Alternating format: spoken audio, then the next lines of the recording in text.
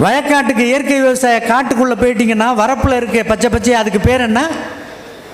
வரப்பில் இருக்க பச்சை பச்சையா, வரப்பில் இருக்கிறதுக்கு பேர் என்ன? புல். மாடு தின்னுச்சுன்னா, மாடு எதை திங்குது? மாடு தின்னா அதுக்கு பேர் என்ன? மாடு தின்னா அதுக்கு பேர் என்ன? புல். அதையே நீங்கள் தின்னா அதுக்கு பேர் என்ன? புல்லா? நீங்கள் தின்னா அதுக்கு பேர் கீரை. இந்த பாய் சொல்லிட்டார் கீரை. உங்கள் வரப்பில் இருக்கிற பச்சையாக இருக்கிறத உங்கள் மாடு தின்னா மாடு புல் மேயுது. நீங்கள் அறுத்துக்கிட்டு வந்து வீட்டில் சமைச்சோ கடைஞ்சோ சாப்பிட்டீங்கன்னா கீரை சாப்பிட்டோம். ஏன் சாப்பிடக்கூடாதா?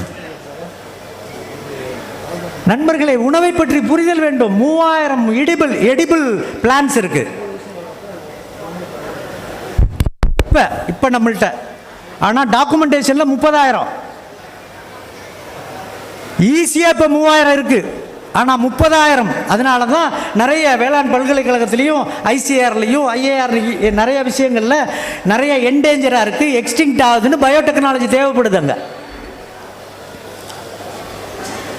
வானுலக நீர் தரும் மேல்மண் மீது மரங்கள் வகை வகையாய் நெற்கள் புற்கள் மலிந்திருக்கும் என்றோங்கிறான்.